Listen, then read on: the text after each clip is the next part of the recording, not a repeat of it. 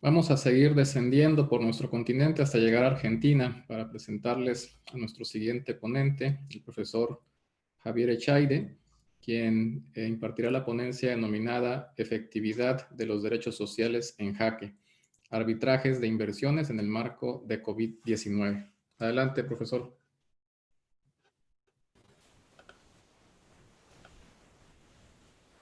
Bien, ¿qué tal? Muchísimas gracias a todas y todos por participar. Le agradezco, por supuesto, la invitación para estar en este importante congreso. Y quisiera hacer una presentación, ¿sí? que he diseñado a partir de diapositivas como para poder ilustrar un poco el carácter de esta exposición. La idea, si me permiten hacer compartir la pantalla. Ustedes me dirán si estamos viendo correctamente.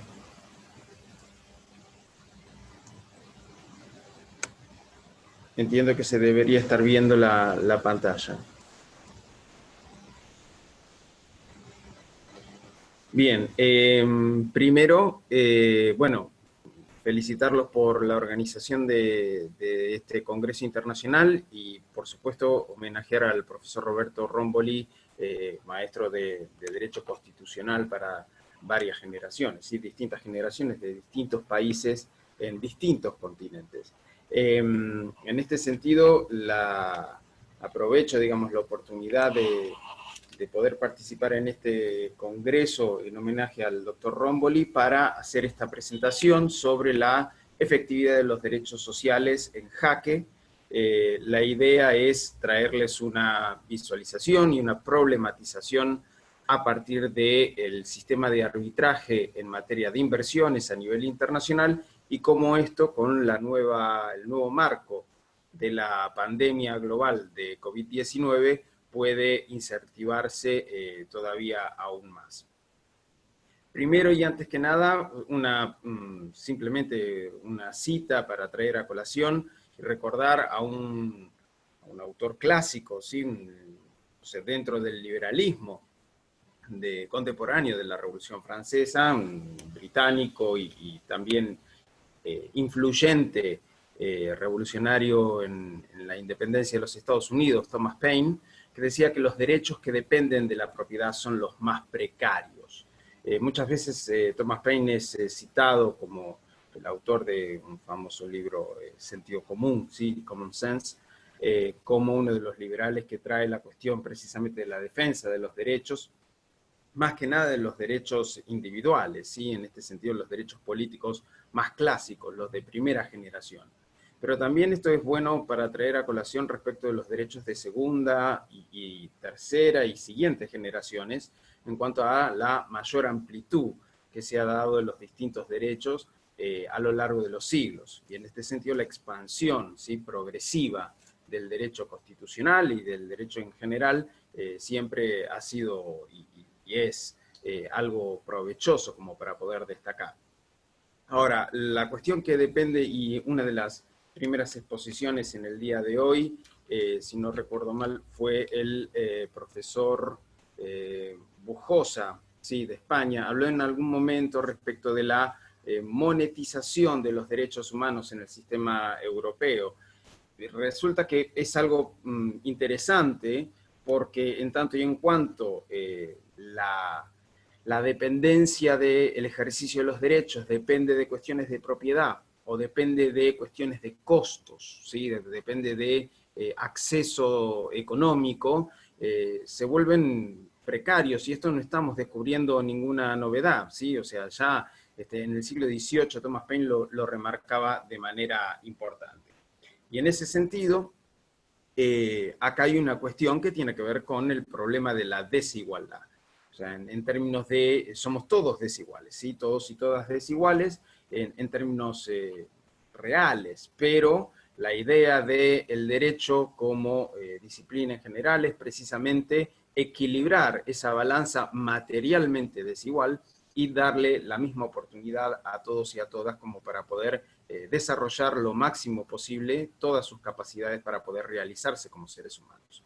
En este sentido, prácticamente casi todas las constituciones receptan de alguna u otra forma este espíritu que trasciende las fronteras. El problema es que la desigualdad muchas veces se consolida en ciertos aspectos para no favorecer la oportunidad, o sea, el desarrollo o el derecho a acceder a oportunidades incluso para los más desventajados, sino para consolidar situaciones de poder, ¿sí? Y en ese sentido, no se trata de un tipo de derecho que trata de equilibrar una balanza materialmente desigual, sino que trata de consolidar esa balanza desigual en favor de los poderosos.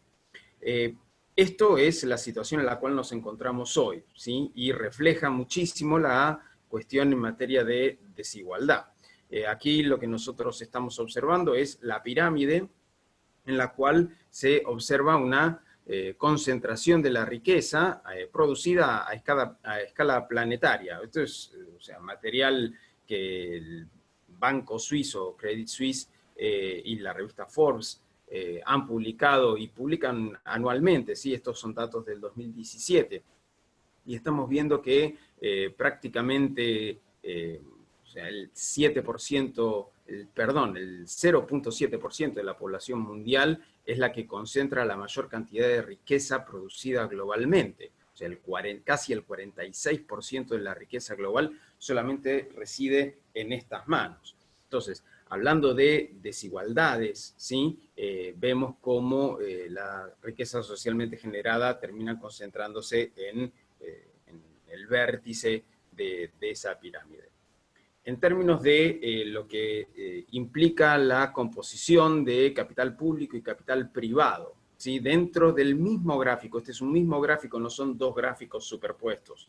Dentro del mismo gráfico podemos observar cómo las principales potencias a nivel internacional, ¿sí? O sea, los principales países, las economías desarrolladas más importantes a escala planetaria, tienen su concentración en el capital privado respecto del público.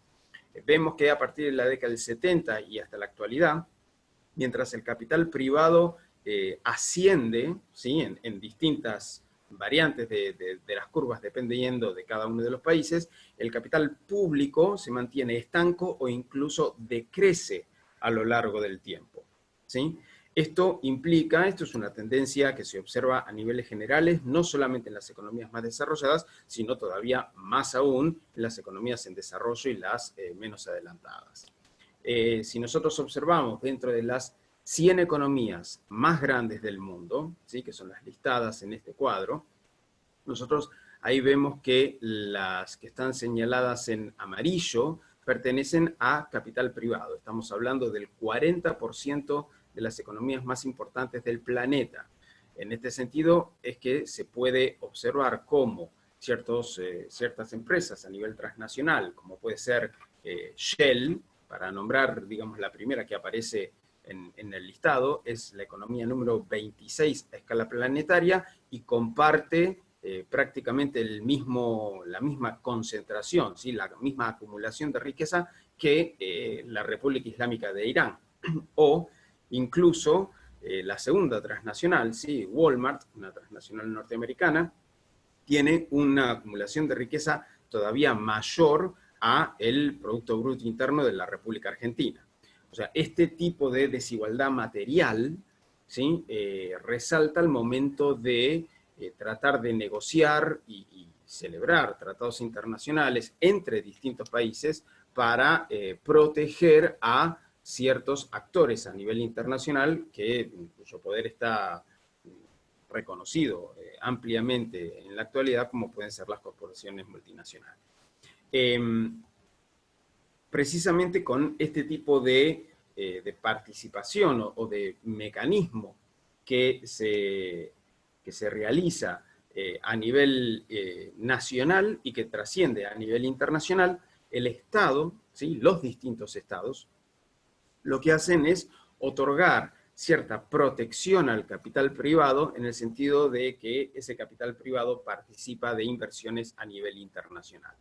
Cuando observamos esto, cómo impacta en términos económicos a escala global, lo que observamos recién, veíamos recién en el gráfico previo, es un incremento del capital privado respecto de lo que es el desarrollo del capital público, ¿sí? Del capital del Estado.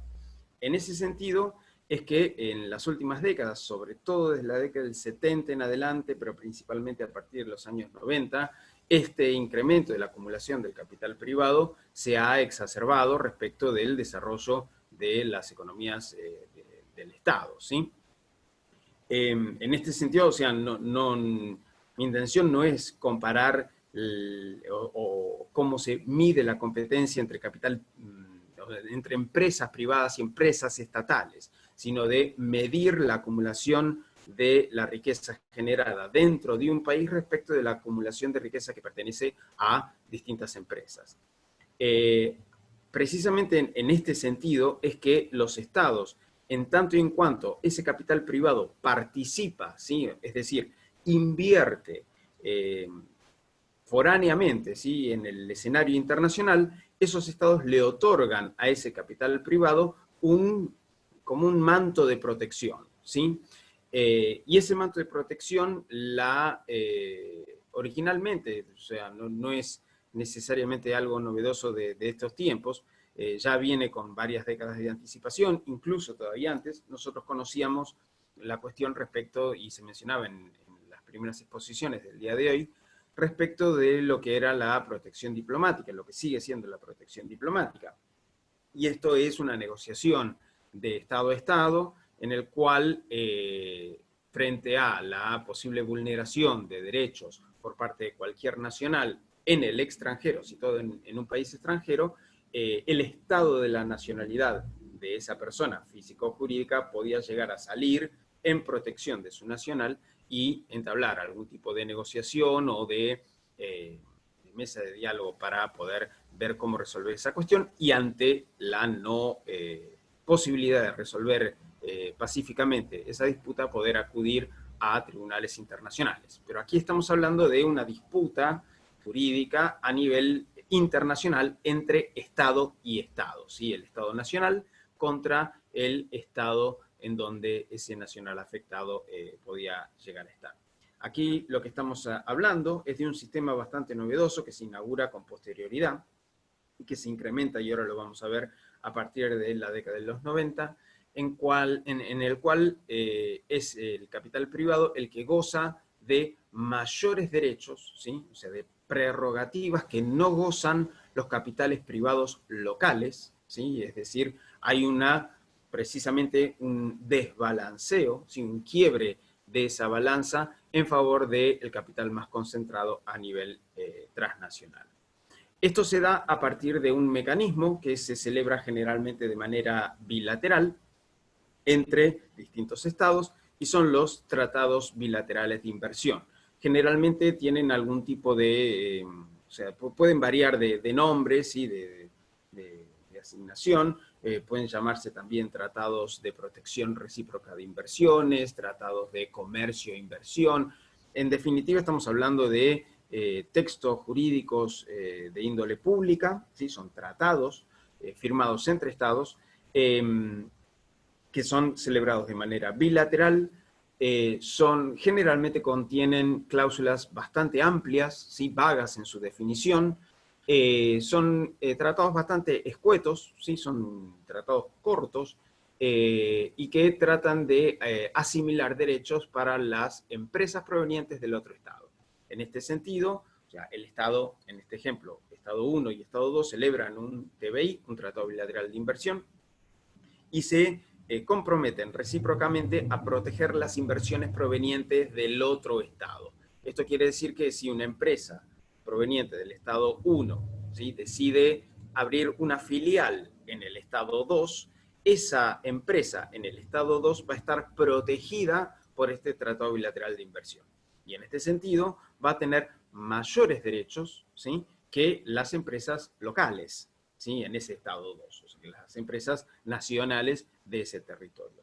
Otro tipo de ejemplo puede darse Por ejemplo, si una empresa de un estado decide invertir sin necesidad de poder instalarse directamente en el otro estado y enviar sus remesas al estado de origen. En ese sentido, esa inversión también se va a encontrar protegida por este tipo de tratados bilaterales de inversión. Los tratados bilaterales de inversión, entonces, conforman una red muy importante, en tanto son celebrados de manera bilateral, conforman una red, les decía, muy importante en la actualidad de protección de las empresas multinacionales que intervienen en el mercado global.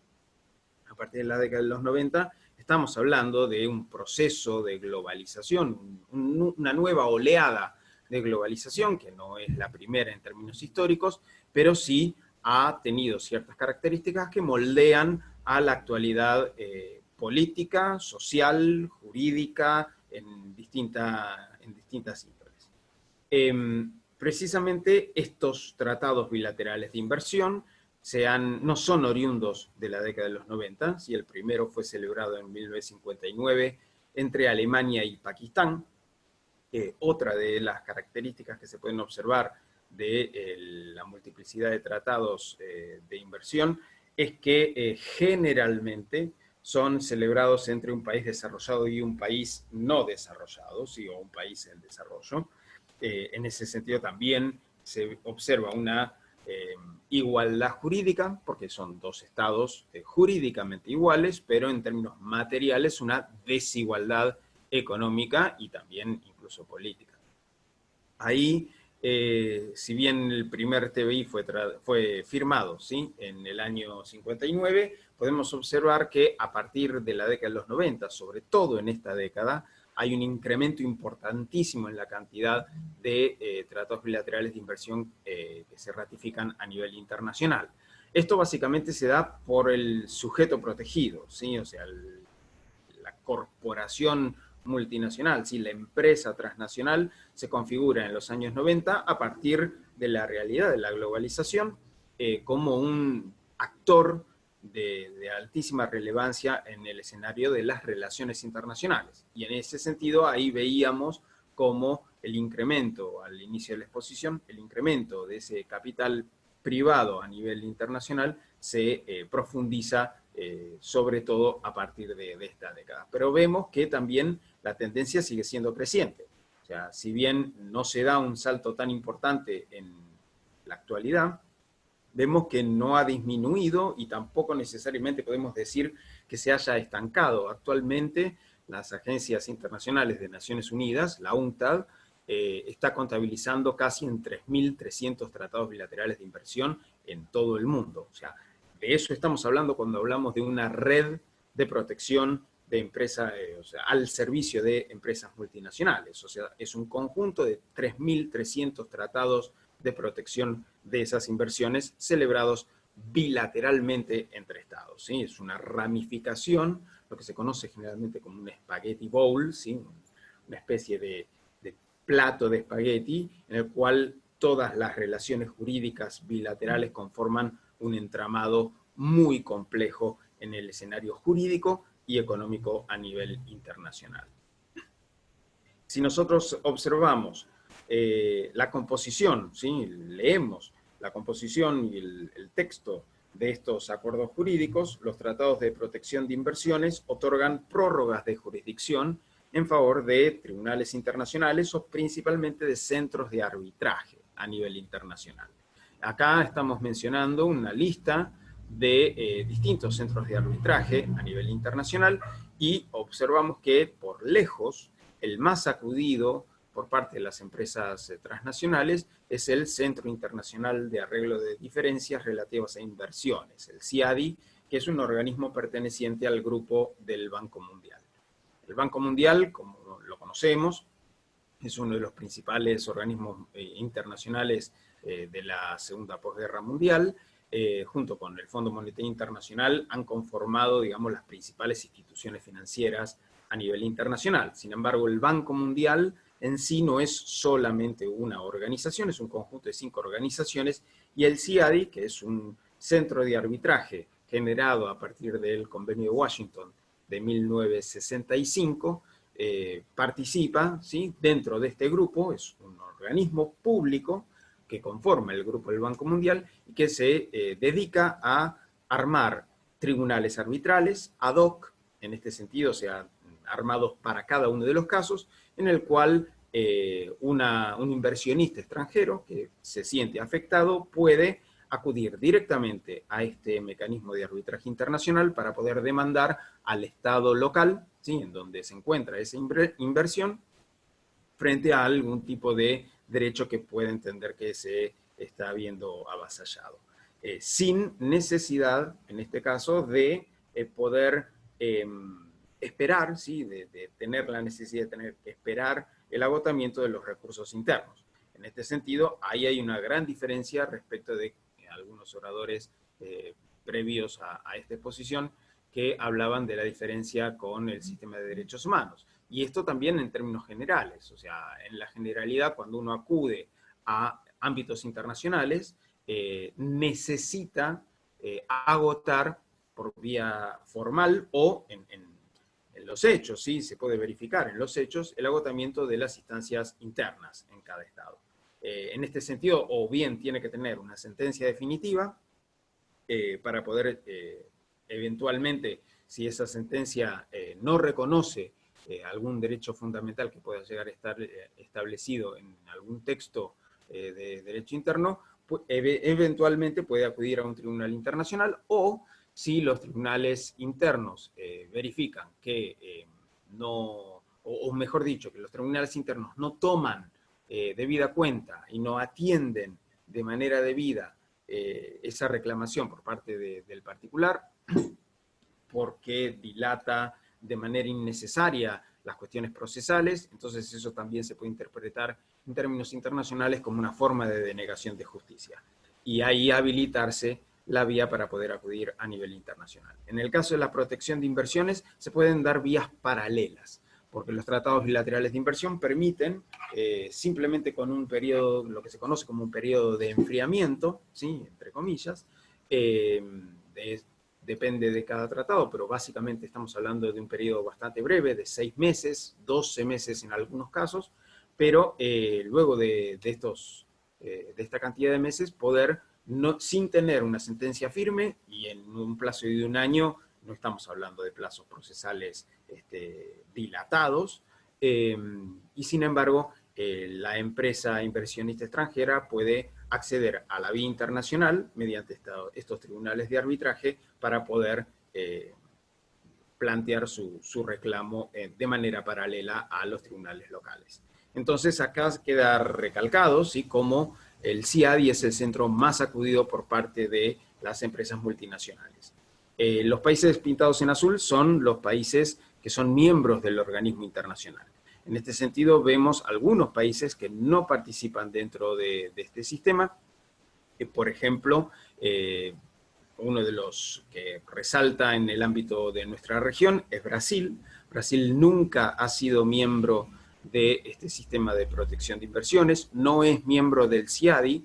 Lo mismo pasa con Venezuela, Ecuador o Bolivia, que han sido países que sí han estado dentro del sistema de protección, pero que se han salido en las últimas décadas, ¿sí? O sea, en este sentido, o sea, son distintos casos para analizar, ¿sí?, pero generalmente se habla de la situación de Venezuela, la situación de Bolivia, la situación de Ecuador en cuanto al retiro de este tipo de sistema, y rara vez se lo menciona a Brasil, que es un país que jamás entró dentro de este sistema y que en ningún momento se puede decir que haya estado desfinanciado o que las inversiones extranjeras a Brasil no hayan arribado.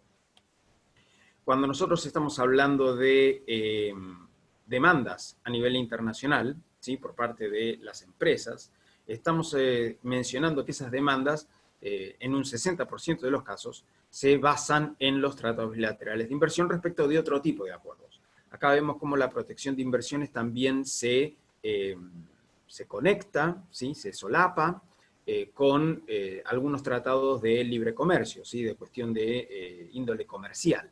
En términos estrictos, podríamos decir que las cuestiones comerciales a nivel internacional y las cuestiones de inversión a nivel internacional se tratan por separado, pero en los hechos, las demandas muchas veces dentro de los tribunales de arbitraje tienen aunque tienen distinta base de consentimiento alegada, suelen tener los mismos tribunales de arbitraje, ¿sí?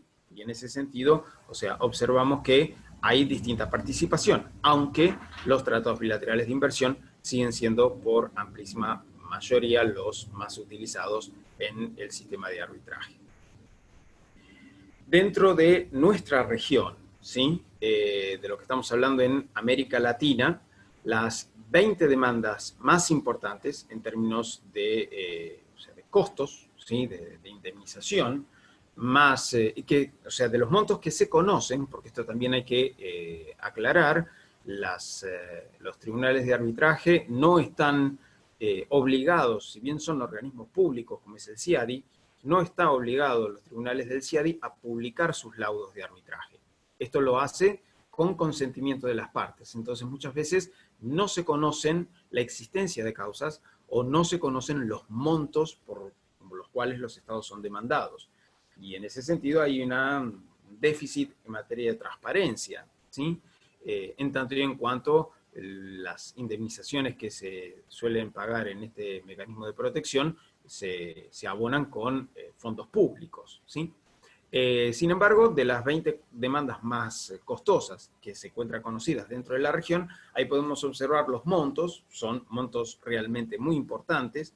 En total estamos hablando de unos 27.600 millones de dólares, ¿sí? En solamente las 20 principales demandas. Eso equivale al gasto público de países enteros, como puede ser Luxemburgo, país desarrollado, ¿sí? En Europa, o Croacia. Y en ese sentido puede haber incluso mayor gasto público que otros países dentro de la región, como puede ser Uruguay. El compromiso que estos estados, ¿sí? Los estados partícipes del sistema de protección de inversiones a nivel global, adquieren en materia de pagar este tipo de demandas, pone en jaque sus sistemas de financiamiento en términos presupuestarios, ¿sí? O sea, dependerá del grado de desarrollo de la economía, ¿sí? Pero en algunas economías en América Latina es importantísimo el grado de compromiso que estas demandas pueden llegar a impactar dentro de los presupuestos de los estados. Bien, con esta introducción respecto del sistema de protección de inversiones me quiero acercar más a la cuestión de la coyuntura, ¿sí? La coyuntura actual y significa un enorme desafío en términos de derechos, sí, pero también en términos, o sea, de derechos en sentido amplio, pero también en términos humanitarios, ¿sí? O sea, la pandemia del COVID-19 nos ha sorprendido, nos ha atravesado y nos sigue atravesando a todas y todos en distintas partes del mundo. Y en este sentido también llama poderosísimamente la atención, pero también la necesidad de aunar esfuerzos en combatir esta pandemia a nivel global. En el ámbito regional, en América Latina, ahí estamos observando la cantidad total de demandas a nivel internacional. Todos los países de la región conforman una cantidad total de 282 demandas hasta el momento, ¿sí? El país más demandado en el mundo es Argentina. Argentina ha sido demandado 62 veces históricamente, ¿sí? Desde su ingreso en la década de los 90, precisamente la mayoría de los países de la región, de nuestra región, ingresó en este sistema no en su origen, en los años 60, sino en los años 90, precisamente cuando se instala una lógica de acumulación a nivel internacional en favor de la protección de este sujeto que irrumpe en las relaciones internacionales, que son las empresas a nivel multinacional. Precisamente Argentina vive una crisis poderosísima, ¿sí? Muy importante, la más grave de toda su historia en el año 2001, a fines del año 2001, es una crisis que todas y todos conoceremos, y que en el plazo de aproximadamente, no quiero mentir, pero 5 años, ¿sí? Un lapso de 5 años, recibe 43 demandas, que es una cantidad importantísima, la avalancha más grande que se ha visto en el mundo, a raíz precisamente de una crisis, ¿sí? Esto tómelo como dato, ¿sí? Y eso hace que la cantidad de las demandas que ha recibido la República Argentina se abulte a llegar a ese número. El segundo país más demandado de la región es Venezuela, ¿sí? Con una oleada también en los últimos años. Venezuela se ha retirado del CIADI en el año 2012, no así Argentina, que sigue perteneciendo dentro de ese sistema. Sin embargo, Venezuela recibió con posterioridad al año 2012 algunas demandas, ¿sí? Se está recibiendo cada vez menos, pero en tanto y en cuanto hay un periodo de efectividad de la salida en cuanto a la denuncia de un tratado por parte de cualquier Estado, ahí hay una cláusulas de ultraactividad que son especiales de este tipo de acuerdos de protección de inversiones que permiten a una empresa extranjera poder demandar a un Estado, y en ese sentido Venezuela recibió más demandas en ese periodo. El tercero es México. México formalmente no es un país miembro del CIADI, pero sí es parte del Tratado de Libre Comercio de América del Norte, junto con Estados Unidos y Canadá. El NAFTA, como se lo conoce a ese Tratado de Libre Comercio, tiene un mecanismo de demanda de inversionista a Estado, ¿sí? Lo que se conoce internacionalmente como el ISDS, el ISDS, y ese acuerdo, el NAFTA, precisamente permite demandas de empresas contra el Estado mexicano. Eso ha habilitado que México haya sido demandado ante tribunales internacionales en materia de inversiones 33 veces, y es una situación que no suele generalmente destacarse. Ecuador también es un país con bastantes demandas dentro de la región, 25, también se retiró del CIADI en el año 2009 y denunció todos sus tratados bilaterales de inversión. Perú es la siguiente, digamos, camada de países más demandados en la región, 17 veces, o sea, sobre todo en los últimos tiempos, en los últimos años. Lo mismo pasa con Bolivia, ¿sí? La diferencia con Bolivia, si bien comparten la misma cantidad de demandas, Bolivia se ha retirado del CIADI en el año 2007 y también denunció sus TBI, o sea, se ha retirado de esos acuerdos. Colombia, 13 demandas, también comparte con Perú, que ha sido de los más demandados en los últimos años, ¿sí? Y finalmente destacamos a Brasil, que nunca participó dentro de este sistema y que por ende no posee ningún tipo de demandas, ¿sí? Bien, esta es la situación dentro del contexto de crisis, ¿sí? O sea, América Latina es una de las regiones más importantes en materia de demandas, ¿sí? Que ha recibido mayor cantidad de demandas por parte de empresas privadas extranjeras contra sus estados. En este contexto material irrumpe la crisis del COVID-19, ¿sí? Obviamente es una crisis sanitaria, es la primera crisis que aparece, ¿sí? En tanto, bueno, conocemos las principales características de este virus, ¿sí? Tiene un alto nivel de contagio, aunque una baja tasa de mortalidad. Precisamente el altísimo nivel de contagio es lo que compromete los sistemas sanitarios, ¿sí? Porque no dan abasto respecto de la cantidad o sea, de personas que puedan necesitar asistencia, ¿sí? O sea, los recursos hospitalarios disponibles, y estos recursos en términos globales, ¿sí? No solamente cantidad de camas, sino también personal profesional. O sea, una cama puede ponerse con relativa celeridad, pero personal profesional en términos sanitarios, es decir, médicos o enfermeros, no proliferan de la noche a la mañana, necesitan años de formación. Entonces, o sea, el personal médico y enfermero no abunda, pero también, o sea, cantidad de respiradores, material utilizado para la atención de las personas afectadas por este virus, o sea, también es material que suele necesitarse. Entonces, estos recursos hospitalarios escasean, ¿sí? Resultan insuficientes en las economías de los estados, y precisamente esas economías tienen que responder en este marco de crisis para la atención de su población. Ahí hay una cuestión que pone en jaque, en términos efectivos, materiales, concretos, la posibilidad del ejercicio de derechos sociales, como puede ser el derecho a la salud, pero otros también en general, para la asistencia y la defensa de los derechos y de la vida de la población. O sea, el Estado tiene que salir a responder frente a esta situación de crisis. Por el otro lado, está la cuestión económica. O sea, el coronavirus también implica una crisis económica a nivel global, ya no solamente en países específicos o regiones específicas. Impactará y está impactando a nivel internacional, o sea, más allá de toda frontera. Entonces, este virus en particular ya ha llevado, sí, ya se ha llevado más de 1 millón de vidas. Y eso, en términos de impacto económico, también se hace sentir. Es 1 millón de personas fallecidas, 36 millones de personas contagiadas.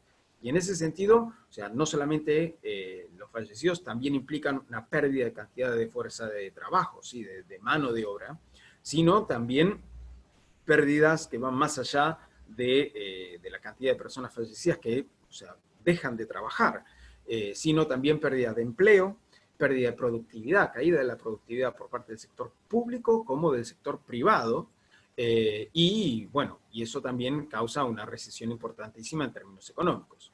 El Fondo Monetario Internacional en este sentido pronosticó, hizo 2 pronósticos, uno en abril y lo corrigió recientemente en junio, y para junio ya dijo que el PBI global va a descender un 5.2%, ¿sí? Negativo. O sea, todos los países van a recibir, o sea, para que tengamos en cuenta el impacto de esta crisis es similar a la de la Gran Depresión de la década del 30, ¿sí? O sea, es una de las principales crisis que se van a vivir en términos históricos a nivel global. Bien, amenazas en materia de inversión, porque si estamos hablando de crisis, hay un viejo adagio chino que dice que la crisis es una oportunidad, y hay algunos que están viendo en esta crisis oportunidades. Precisamente es el capital privado.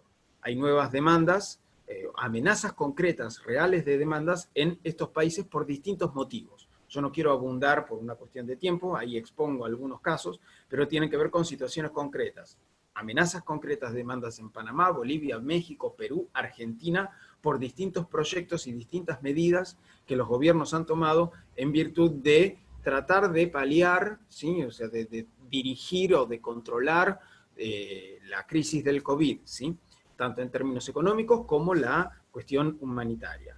No solamente en estos países, también ha habido amenazas concretas por parte de empresas en países como Colombia, Honduras, Paraguay, nuevamente Argentina, por congelamiento de tarifas que han llevado sus gobiernos en materia de servicios públicos, como también provisiones de corte de servicio por causa de mora en materia de distribución de agua potable. Recordemos que la primera medida para tratar de evitar el contagio de coronavirus es lavarse las manos.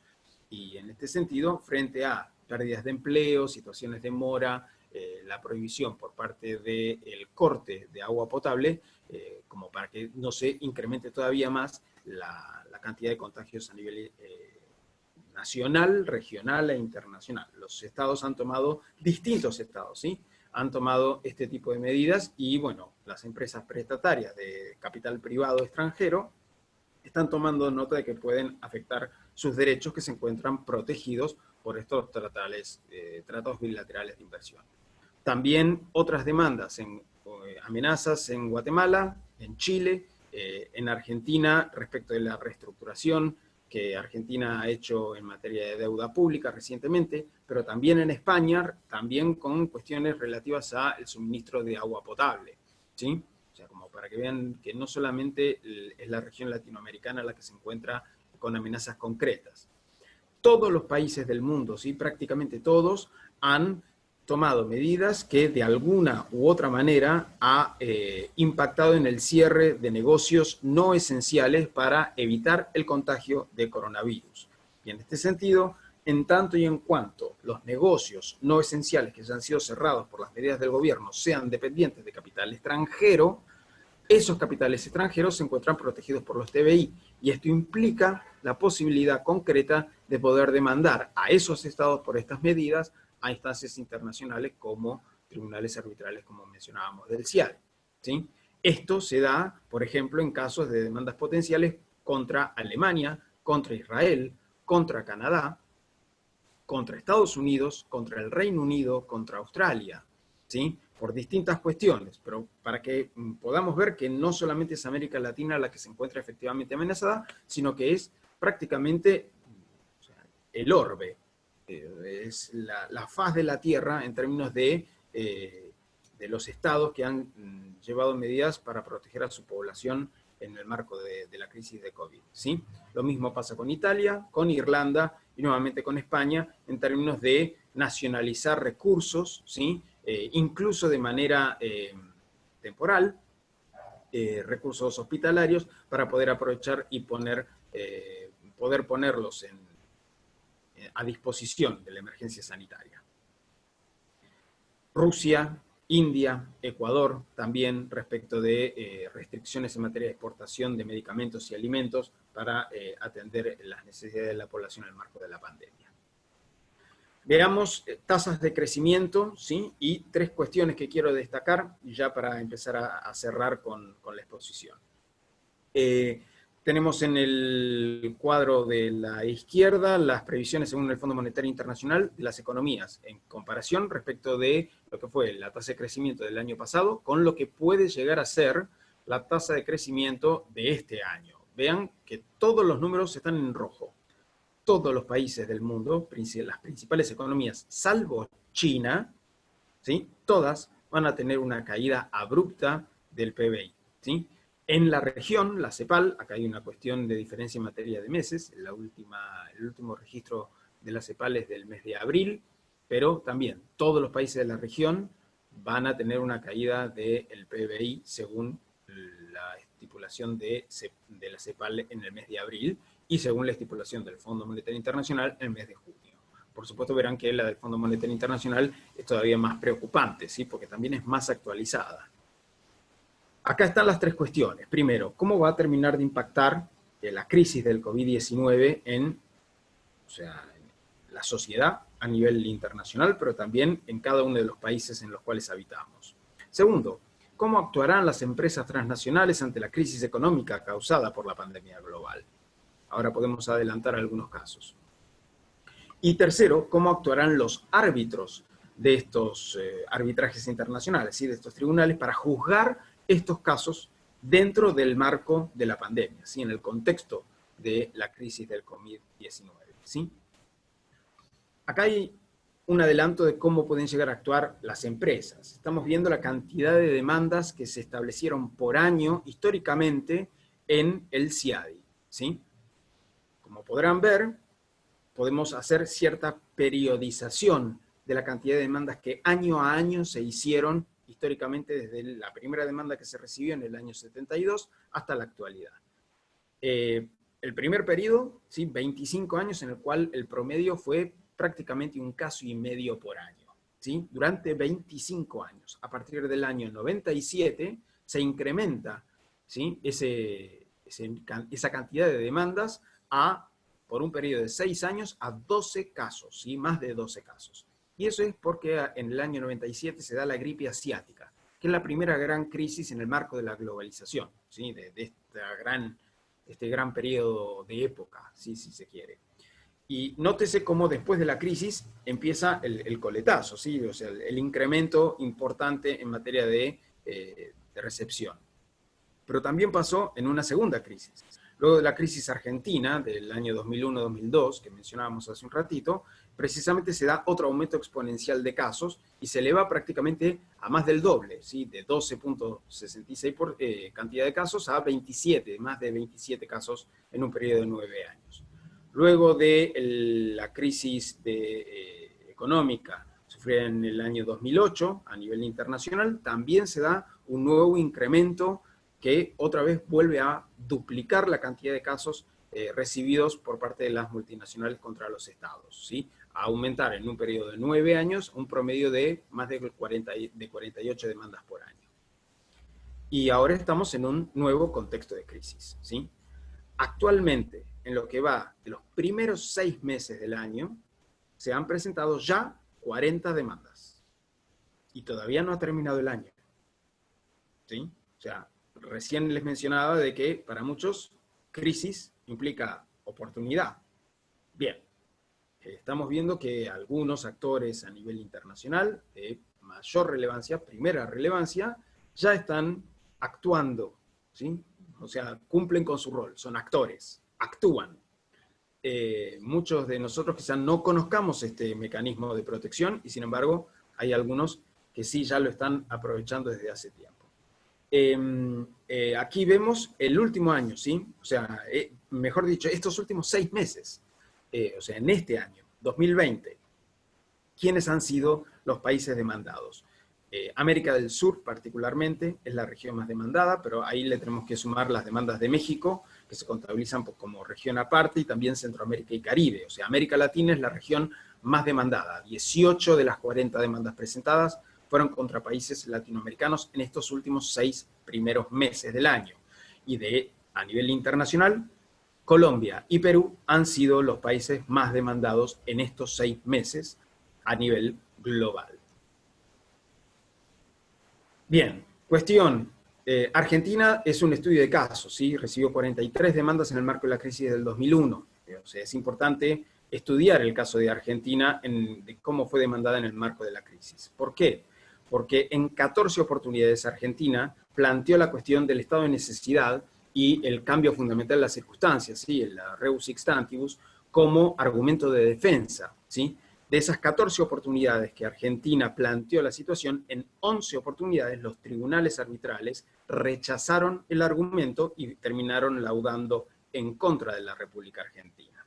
El 51% de los casos en el ámbito de protección de inversiones recae sobre un grupo reducido de 15 árbitros nada más, ¿sí? Es la mitad más uno, ¿sí? de las demandas a nivel global está resuelto por un grupo de 15 árbitros. El sistema se basa en lo que se conoce como el case law, es decir, precedentes generados por tribunales ad hoc, conformados por 3 árbitros cada tribunal, son tribunales armados específicamente para resolver cada caso en concreto, ¿sí? Pero no existe la figura del precedente, o sea, del antecedente formal obligatorio como se conoce en el common law, es decir, el stare decisis. O sea, el stare decisis no es un estándar admitido, ¿sí? Para ser aplicado dentro del derecho internacional. Y estamos hablando de ámbitos internacionales, o sea, es derecho internacional en definitiva, porque son tratados internacionales, son principios, costumbre internacional, lo que aplican estos tribunales de arbitraje, ¿sí? Aquí vemos las regiones más demandadas, el 23% es América del Sur, específicamente. Y aquí vemos una frase que seleccioné de una publicación muy reciente, especializada en materia de inversiones, que dice que a pesar de que el sistema puede estar necesitando de ciertas correcciones, sigue siendo el mejor mecanismo de protección de las inversiones y con ello de generación de riqueza. La pregunta que se me dispara a raíz de la crisis del coronavirus y de lo que estamos viendo con los gráficos es ¿generación de riqueza para quién? Porque estas demandas se sufragan, ¿sí? Se solventan con fondos públicos que salen del bolsillo de los contribuyentes de cada uno y cada una de los habitantes de nuestros países. Y eso implica una transferencia de esos recursos de manos públicas, de la población, a manos privadas, ¿sí? Conclusiones, y con esto ya terminamos.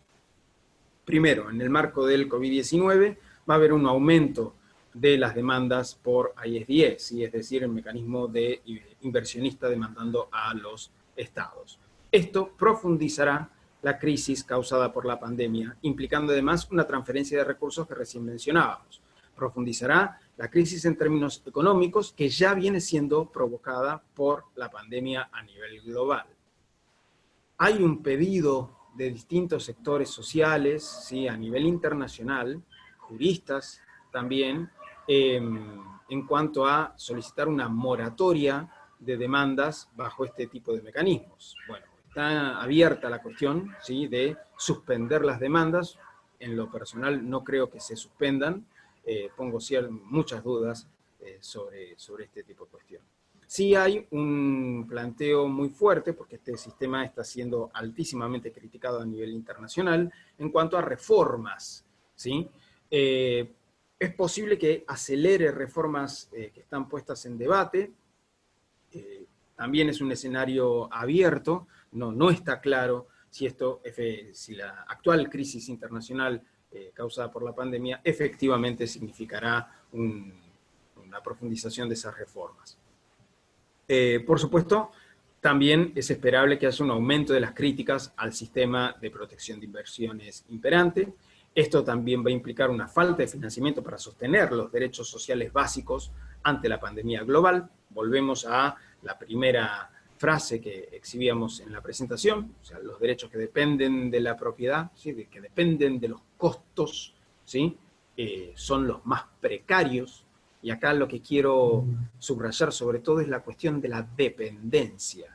En tanto y en cuanto los derechos dependan de los costos, todos los derechos tienen costos, pero en tanto dependen de los costos, la cuestión de la dependencia se vuelve trascendental. Si dependen, se vuelven precarios, porque vamos a estar hablando de una crisis internacional profundísima. Y esto, en este sentido, implicará un aumento de la desigualdad. Por ende, cierro con dos cuestiones. Uno de los aspectos que incide en la desigualdad es el derecho internacional de las inversiones extranjeras. Y si la desigualdad es un problema, entonces entiendo que los aspectos que inciden en esa desigualdad también lo son. Les agradezco muchísimo a todas y todos por su generosísima atención y por la invitación para participar dentro de este panel.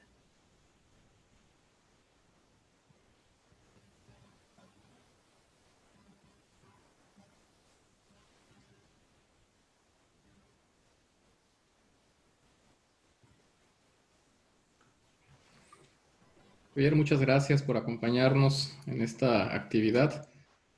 Vamos a despedirte y dar paso a la última mesa que tenemos programada para esta primera jornada, en la cual pues vamos a reunir a 3 jóvenes que pues presentarán también su intervención correspondiente dentro del marco de este homenaje. Javier, muchas gracias por tu participación. Un fuerte abrazo. Muchísimas gracias a ustedes.